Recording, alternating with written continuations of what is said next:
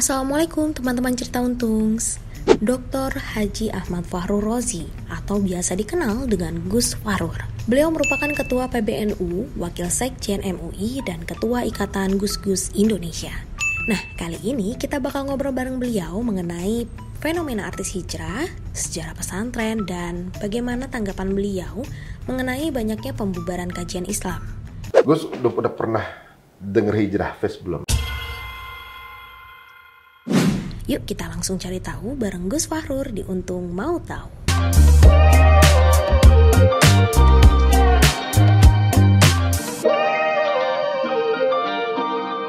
Assalamualaikum warahmatullahi wabarakatuh, teman-teman cerita untung ya. Terima kasih untuk yang tetap berada di sini ya, tetap support kita selama ini, dan kita doakan semua dalam keadaan baik-baik saja, semua sehat semua, yang punya utang dilunasin, punya jodoh dijodohin, yang belum punya kerjaan ya tiba-tiba dikerjain ya, dapat kerjaan maksudnya. Nah, hari ini, wah ini luar biasa nih. Hari ini kita punya tamu yang inspiratif juga. Nah, kalau kesempatan sekarang ada kesempatan di mana saya juga bisa sambil belajar. Nah, ini momennya nih.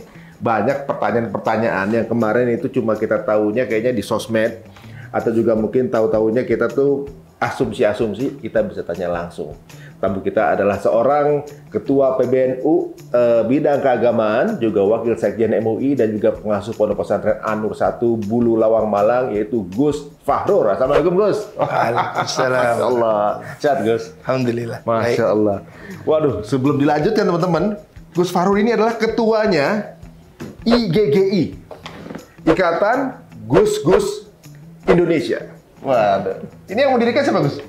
Ya sama teman-teman dulu tahun 2004. 2004 kalau nggak salah ya. Ingin kita supaya Gus-Gus Darum Kiai masa depan itu bisa bertemu sejak dini, supaya mereka bisa akrab. Maka kita bikin kayak paguyuban lah, ketemu forum gitu. Tapi sebenarnya kumpul nggak sih Gus? Ya secara umum sih kumpul, kalau ketemu ya kumpul. Artinya pesantren-pesantren itu sebetulnya saling berhubungan. Jadi pesantren itu kalau tidak terhubung secara kekeluargaan, dia terhubung secara keilmuan. Karena pesantren ini mesti murid pesantren itu murid pesantren sana. Pasti ada connect-nya. Iya, ada ginekologinya. Jadi kalau nggak begitu hubungan perkawinan. Jadi mengapa pesantren di Jawa itu sangat kuat? Karena mereka rata-rata itu besan. Cirebon menikah di Kediri, Kediri menikah di Madura, Madura menikah di Malang. Hampir seluruh Kiai Jawa Timur itu keturunan Madura. Oh, jadi memang zaman dulu juga udah menjaga keturunan ya, memilih gitu maksudnya. Ya, jadi anak mereka lebih gitu senang untuk besan bersama-sama kiai atau santrinya jambil menantu. Sehingga saat pesantren dengan pesantren lain itu saling terhubung. Jadi pesantren ini muridnya pesantren ini. Jadi kalau diurut kayak ada silsilah gitu. Jadi pesantren saya ini kakek saya alumni Sitokiri. Sitokiri muridnya Kiai Khalil Bangkalan. Khalil Bangkalan muridnya ini sampai di Mekah, sampai di mana. Jadi kalau diurut begitu ada sanad ilmunya sampai ke Rasulullah ada.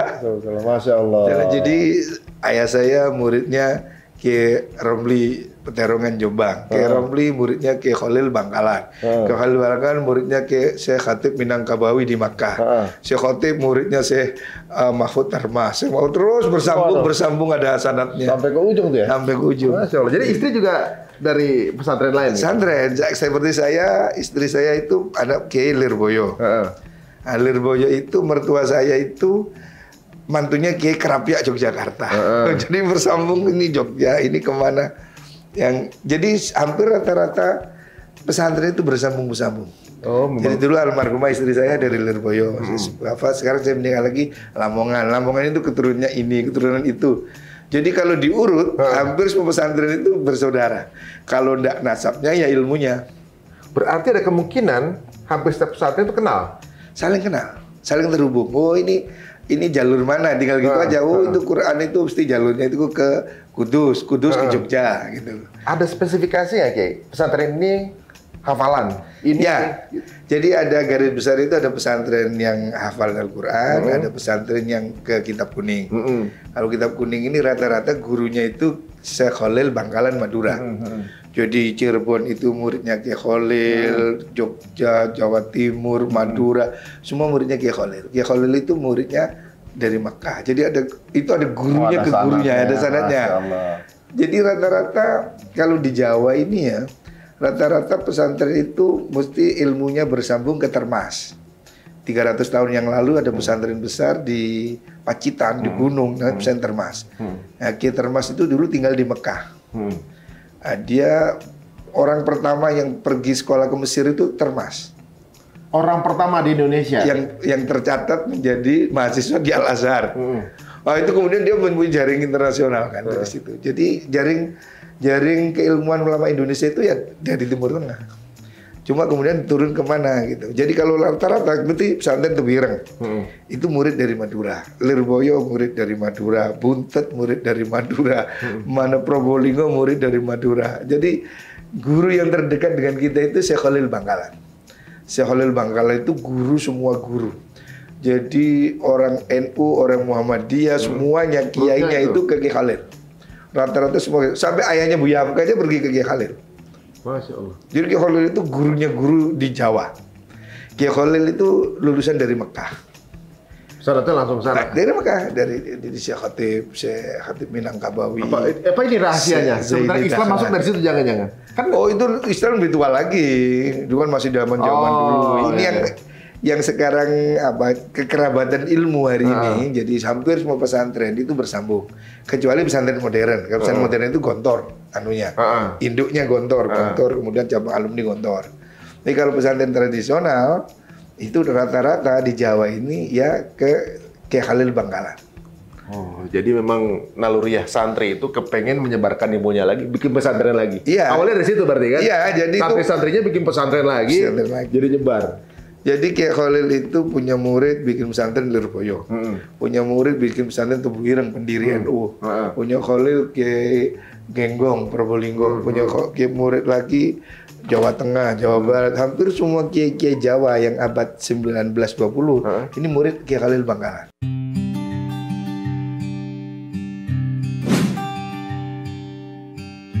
Makanya berarti gus-gus itu ya bersambung. Putra-putranya pesantren ini semua bersambung. Semua bersambung karena pasti dia kakeknya murid siapa? Kakek saya murid Sidogiri. Sidogiri itu sudah berusia 300 tahun. Jadi pesantren itu berdiri sebelum Republik ini berdiri. Kayak pesantren Sidogiri itu sudah hampir 300 tahun. Pesantren Termas sudah 300 tahun. Saya alumni dari zaman penjajahan itu dah. Sebelumnya belum Belanda.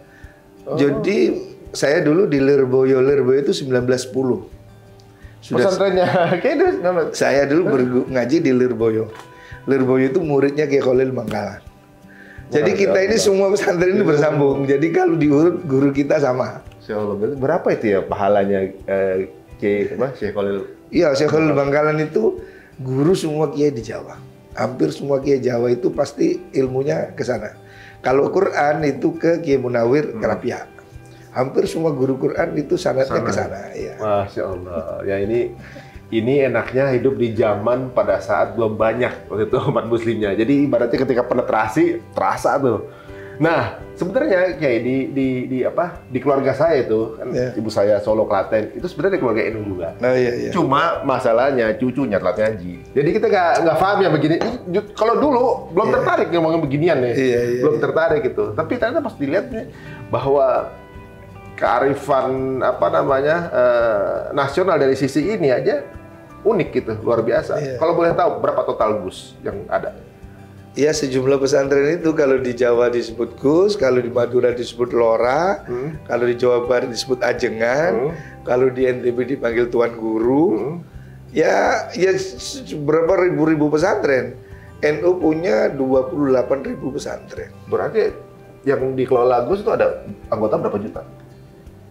Jadi kalau NU itu ada namanya asosiasi pesantren, namanya RMI.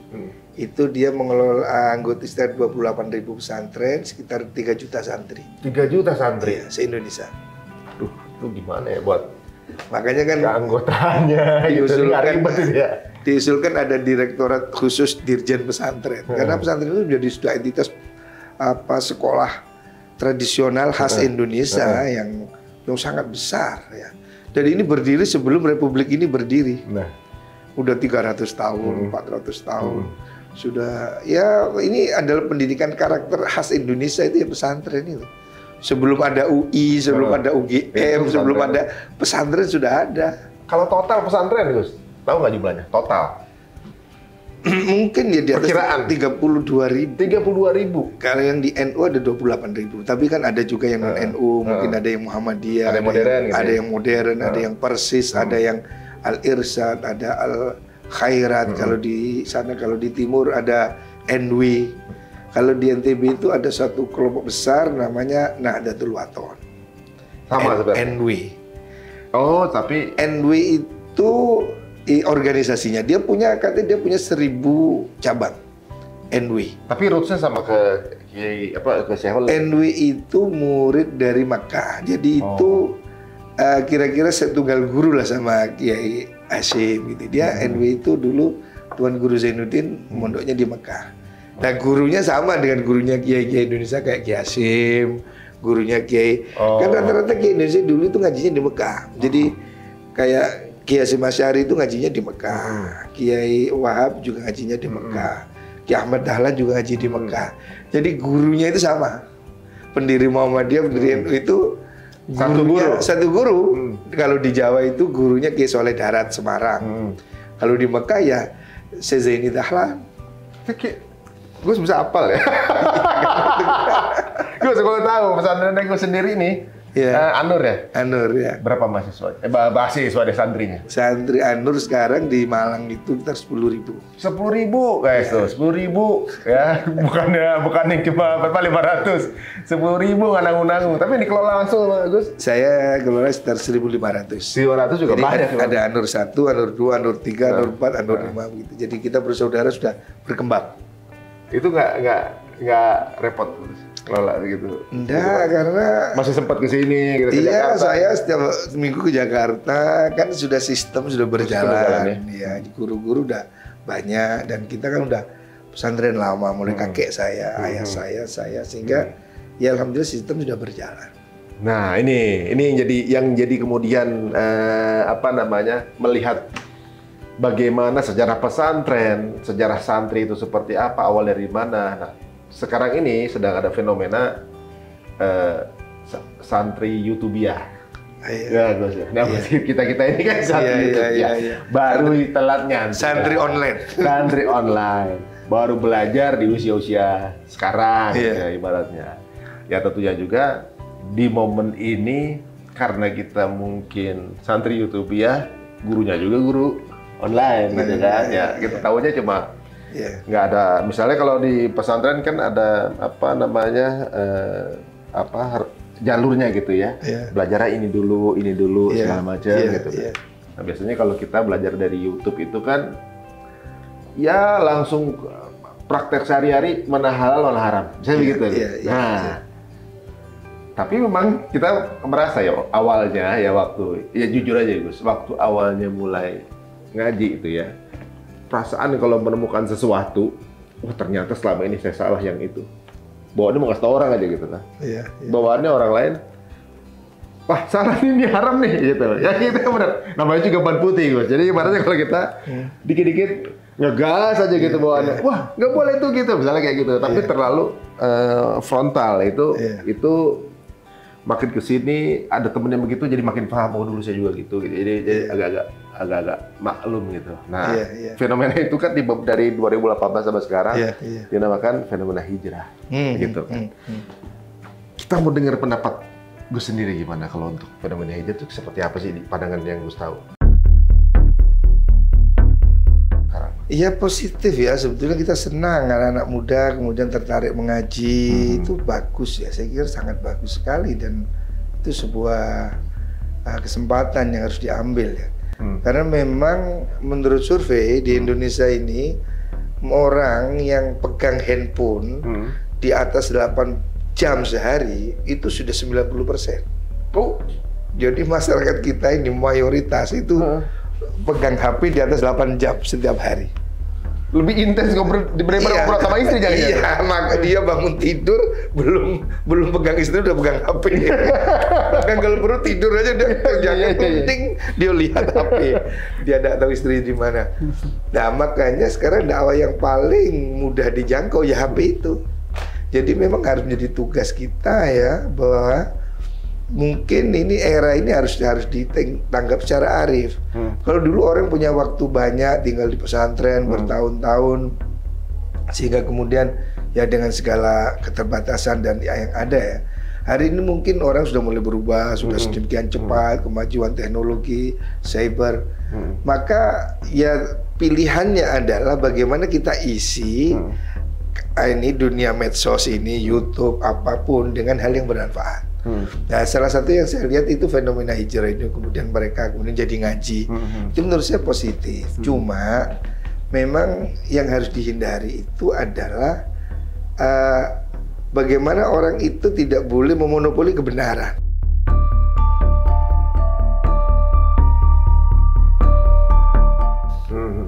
Bahwasanya sejak dulu di kalangan ulama itu terjadi perbedaan pendapat. Jadi perbedaan penafsiran, ya tidak tunggal. Yang menjadi masalah itu ketika orang baru tahu sedikit, kemudian terus dia merasa yang lain paling salah. Benar aja ya. gitu. Jadi kita ini berebut kebenaran kayak ibaratnya 4 orang buta yang ingin lihat gajah. Iya, benar. Ya, jadi kalau yang pegang kupingnya bilang gajahnya tipis, kalau yang pegang ekornya bilang panjang, yang pegang belalainya bilang lucu geli-geli gitu, yang pegang perut gede gitu. Ada yang pegang pupnya enggak kok lebek.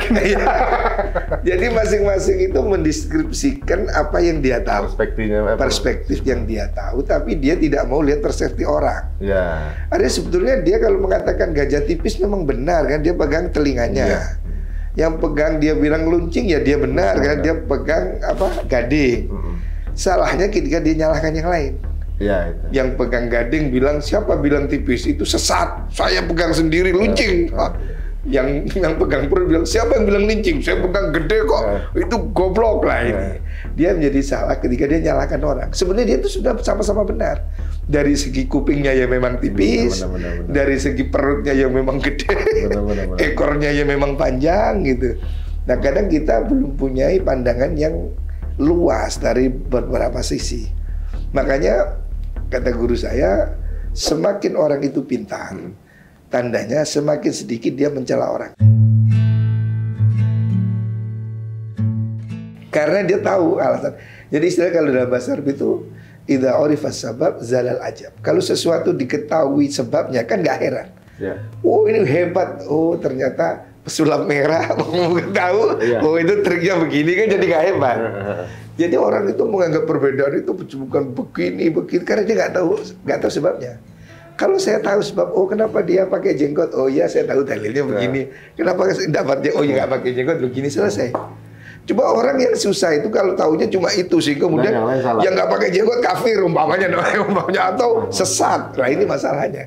Seandainya dia tahu lebih banyak, dia akan tahu, oh ini hukumnya sunnah. Ya yang sunnah harus dibilang sunnah, yang wajib dibilang wajib. Kan jangan kemudian mewajibkan orang sesuatu yang tidak wajib, gitu loh. Kadang orang karena tahunya masih sedikit, kemudian dia mengatakan seakan-akan itu wajib, sehingga kemudian dia menganggap yang tidak begitu sesat atau yang tidak begitu salah. Lah itu masalah. Jujur Gus, dulu pernah saya begitu. Ya kita paham, jadi ibaratnya pas sudah kemudian dengar dari berbagai jenis sudut pandang, iya ya ternyata kayak angka 9 di meja nih. Iya. Ya. Jadi 6 bisa 9. Kalau dari Gus bilangnya 6, saya 9. Iya, benar juga ya. Kemudian saya dikasih kalau nggak salah tuh ada satu hadis yang mengenai sholat asar tuh. Iya betul. Langsung terbuka saya ngerasa waktu itu iya ya. Iya. Kalau apalagi ada juga yang teman yang nasihatin waktu itu kayak tau nggak iblis itu ilmunya tinggi banget. Iya. Masuk neraka sama karena dia ngerasa paling benar. Iya. Begitu ya. Jadi makin lama makin oke. Jadi saya masih jadi makin belajar malah makin merasa kita belum tahu banyak gitu. Jadi masya Allah. Dan makanya itu yang harus dilakukan terus belajar. Tapi ini fenomena Gus menurut saya. Jadi justru apa mungkin manusiawi ya. Jadi ibaratnya kita diciptakan dengan sudut pandang yang nggak terlalu luas Gus. Jadi ibaratnya kayak contoh lah lihat handphone. Kita kalau lihat handphone postingan kita udah bisa judgement orang ini begini dari postingannya orang itu gitu. Padahal yang kelihatan kan yang dia pilih itu dan juga mungkin aja aslinya nggak gitu, tapi dia memilih orang untuk menyangka seperti itu gitu Gus ya. Itu kan seperti kayak tadi Gus bilang megang gajah tadi gitu. Kita nggak ngelihat holistik semuanya, tapi kita udah langsung bisa judgement. Itu masalah. Ibaratnya kamu salah gitu. Kamu salah. Yang benar tuh saya gitu.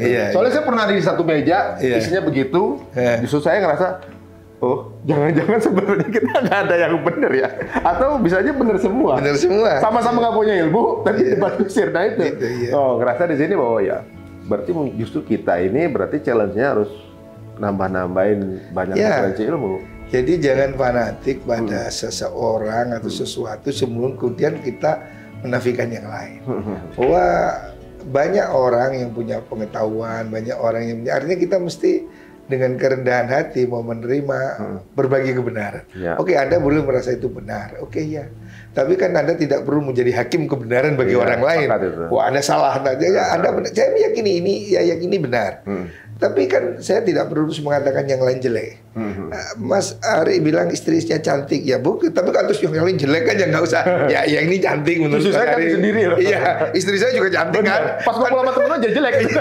Cantik sendiri. Tidak mesti terus mengatakan kalau yang cantik yang lain jelek. Saya boleh lah. Bilang istri saya cantik, saya memilih dia. Tapi Mas Ari punya pilihan juga kan. Itu kan masing-masing harus ada sudut pandang yang lebih moderat untuk kita bisa menerima pandangan orang lain ya. Jangan kemudian kita merasa paling benar sendiri. Itu yang berbahaya. Kalau sudah orang menulis kebenaran, terus dia fanatik berlebihan, nah disitulah kemudian menjadi perpecahan.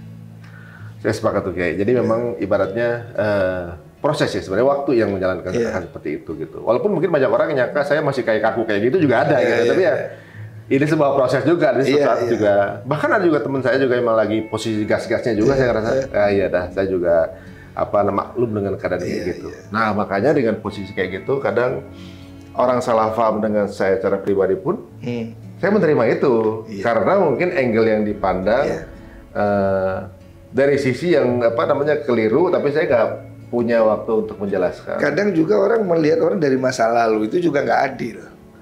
Pokoknya orang dulu pernah begitu terus dianggap begitu terus, kan nggak boleh. Orang itu harus objektif kayak tukang jahit itu. Ya ketika kurus ya diukur kurus, ya gemuk diukur gemuk, kan nggak boleh. Terus kemudian 10 tahun yang lalu bajunya tetap ini. Ya kita sudah jadi gemuk, jadi tinggi ya. Nah orang nggak boleh terus dihukum dengan masa lalunya. Tapi kalau sekarang kan mainannya jejak digital. Iya. Itu kan hukuman masa lalu jadi. Iya, tapi ya kayak masa lalunya Umar itu musuhnya Nabi. Oh dia mau bunuh Nabi, tapi kemudian dia sekarang dikubur di samping Nabi. Kalau kita nggak bisa bahwa Khalid bin Walid itu dulu hampir bunuh Nabi, kemudian dia menjadi panglimanya Nabi. Artinya kita nggak boleh terus memandang orang itu dengan ukuran yang lama.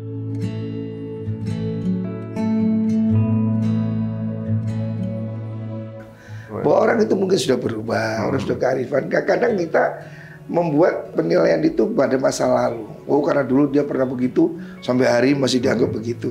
Ya kan orang kan boleh berubah, dia bertambah pintar, tambah baik. Nah ini sebenarnya harus dihilangkan ya. Jadi kita mesti objektif. Saya kasihan kadang ada orang itu ya mungkin masa lalu pernah seperti itu atau seperti apa. Tetapi kan harus dilihat hari ini. Ya, progresnya kayak gimana ya? Iya, progresnya kayak apa gitu. Dulu saya kurus, sekarang gemuk, kan nggak boleh saya dikasih baju yang dulu. Nggak sedang sekarang ya. Ya diukur dengan ukuran hari ini. Itu adil itu baru. Adil. Jadi jangan kadang kita itu kemudian masih ngitung masa lalunya. Akhirnya kemudian kita membuat barier. Ini kelompok sana, ini kelompok sana. Mestinya kita lebih tercerahkan ya. Kita harus bisa lebih luas bahwa kita pada tujuan yang sama, pada Tuhan yang sama, pada kiblat yang sama, pada Quran yang sama. Untuk apa kita mesti bermusuhan? Tidak ada untungnya.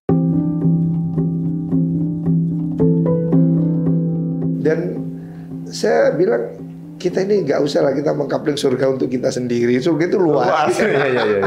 Nanti kalau kita sendiri sepi kan nggak nyaman juga. Surga kok sepi gitu. Jujur Gus, dulunya saya pikir Gus ini pas kita di ngobrol sama Gus Faru sama Kiai Khalil bilang kan. Ngobrol sama Gus. Bayangan saya Gus ini kaku kali orangnya. Soalnya dulu saya punya mindset gitu kan.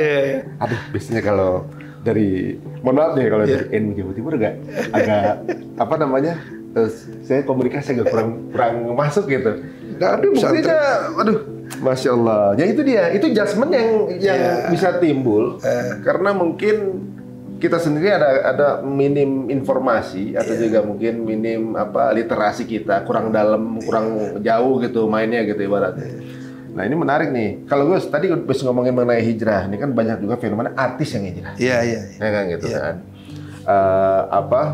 Ada yang ya di kalangan artis juga ada sedikit perbedaan gitu ya. Jadi banyak juga artis yang boleh ngaji ini ada yang banyak yang musuhin juga gitu kan. Tapi di zaman sekarang saya juga kalau dengan posisi sekarang udah ngerasa bahwa ya maklum juga karena memang posisinya ya di proses ini kayak saya dulu juga kadang mungkin terlalu nasihatin orang gitu, dikit-dikit nasihatin, dikit-dikit gimana kan seperti itu. Tapi ya mungkin waktu yang akan kembali memberikan momen mereka untuk sama-sama lagi gitu ya. Iya. Nah Gus, kira-kira kelirunya apa sih Gus kalau artis hijrah itu Gus? Apa yang keliru ya? Orang hijrah itu kan berubah dari yang kurang baik jadi baik. Ya sih nggak ada yang keliru saya kira. Jadi yang menyebabkan ada mispersepsi atau kurang diterima ya barangkali kemudian dia itu berubahnya menjadi ke arah tidak ke tengah, jadi ke kiri terus ke kanan. Mestinya kan dia harusnya ke tengah. Ada orang itu kemudian dari sini yang sangat dari kiri kemudian belok kanannya tajam sekali. Oh, kirinya nggak terima banget ini. Iya, jadi kemudian dia kan menjadi sangat berlawanan sekali kan. Sebenarnya kan tidak harus begitu. Gitu. Bahwasanya Islam ini kan diajarkan dengan ilmu. Artinya ya dia mesti mengikuti apa yang dia ketahui dan dia bisa menerima pendapat orang lain. Sehingga kemudian sekarang saya lihat itu seakan-akan kalau sudah hijrah itu kemudian menjadi anti ini, anti itu, anti ini gitu lah. Menjadi kemudian musuh ini. Sebenarnya kan nggak perlu. Kita ini Muslim bersaudara. Ya ada yang sudah baik, ada yang masih berusaha jadi baik, ada yang sedang dalam proses. Iya, jadi saya kira itu mesti kita cari titik-titik temunya.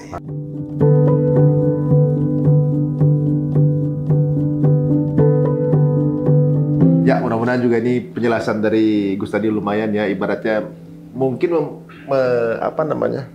memperingan friksi yang sebagai sekarang terjadi. Memang kadang-kadang ya memang di kita juga yang baru belajar juga banyak kesalahan juga. Mungkin ketika itu juga terpublish juga, kemudian jadi rame apa segala macam, ya kerap terjadi, namanya juga manusia Gus ya.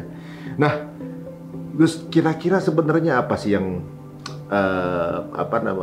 membuat kita tuh susah banget akur Gus? Ibaratnya kok kayaknya dari sisi sini pasti ada sudut pandang mengenai sana begitu, dari sana begini gitu. Padahal sesama Muslim.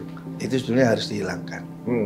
Jadi kita tidak boleh melihara kebencian, kemarahan pada sesama umat Islam.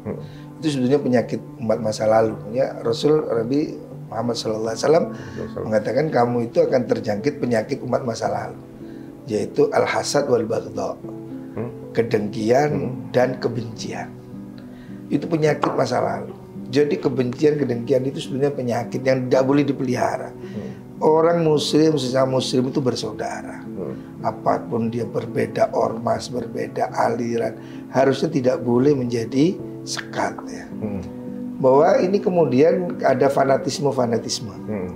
Di seluruh dunia juga terjadi begitu. Kelompok-kelompok merasa dirinya paling benar.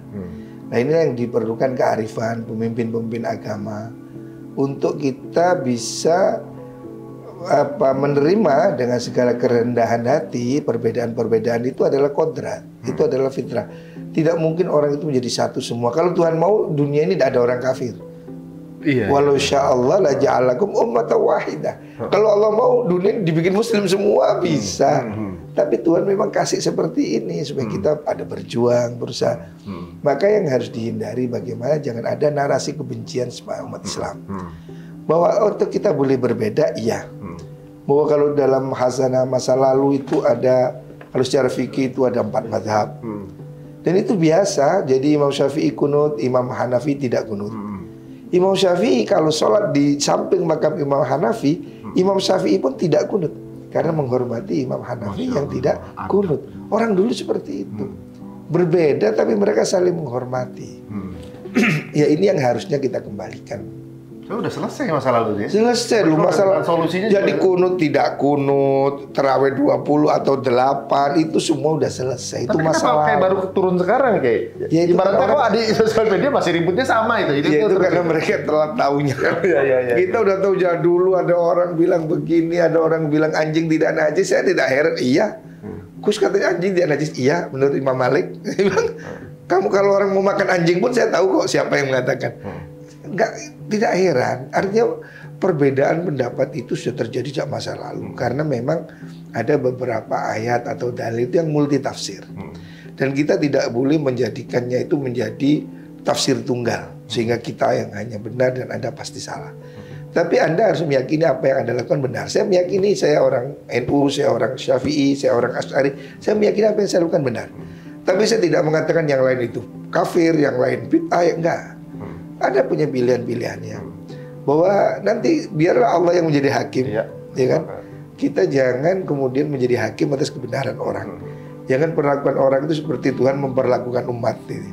Ya jangan kita mau jadi Tuhan terus menghakimi orang neraka. Emang kamu siapa? Jadi standar benar cuma di kita. Iya udah, kita ingin ngajak orang jadi baik. Kita ingin semua orang itu dapat hidayah. Jadi jangan malah orang kita nerakain, dan terus yang masuk surga siapa? Ya, jadi orang yang belum sholat kita tuntun biar sholat. Orang yang belum nutup aurat kita ajak nutup aurat. Itu. Terus kalau masalah itu ada perbedaan penafsiran, itu sejak dulu sudah ada. Itu bukan hal yang baru. Ya. Dan itu rahmat supaya kita ini ya ada banyak pilihan gitu. Nah, ini yang harus kita lakukan. Ya justru ya mohon maaf nih Gus ya, ibaratnya melayani pertanyaan yang begitu mendasar ya dari saya karena saya baru banyak yang baru tahu. Tapi juga mewakili teman-teman yang juga banyak baru belajar juga mau tahu juga, dan tentunya juga memang karena kita baru belajar pun jadi agak bingung Gus. Pada saat ternyata ketika mulai belajar kita kaget. Ternyata ada beda ini, beda itu. Yang benar mana? Malah banyak yang akhirnya mundur lagi. Ya udahlah ribet. Ngapain ngaji ribet banget gitu. Ribet dulu gitu ibaratnya gitu kan. Maksudnya bukan hanya misalnya NU atau Muhammadiyah atau Persis atau Jemaah Tabligh atau mana gitu ya.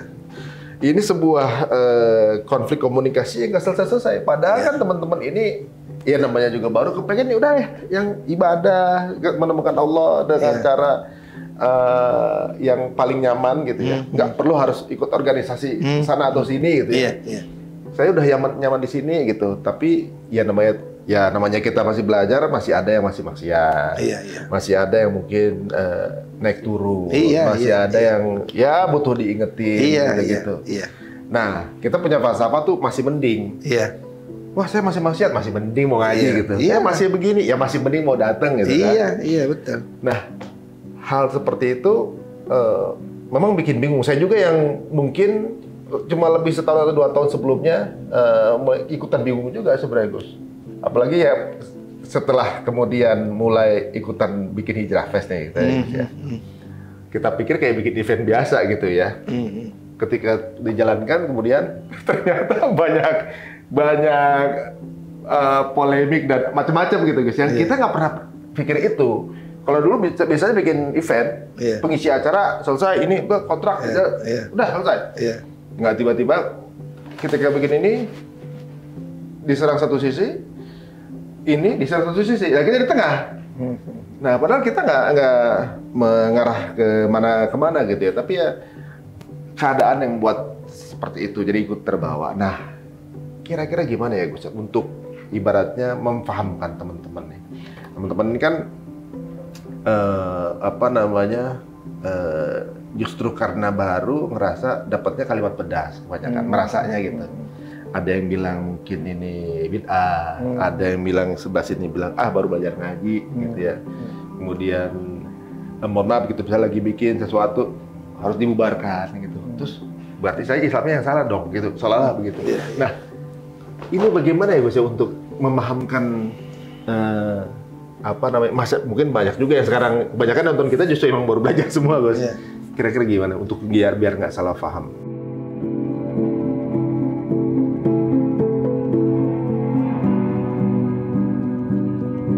Gus udah pernah denger Hijrah Fest belum? Nah, ini ini menarik. Ini di luar prediksi saya sebenarnya pembicaraan ini. Apakah semua Gus di NU pemikiran seperti Gus? Sebetulnya ya pemikiran kita yang asli ya orang Muslim Indonesia itu sangat toleran, sangat moderat. Cuma akhir-akhir ini ada dua kutub yang kemudian menarik orang untuk menjadi saling berbenturan.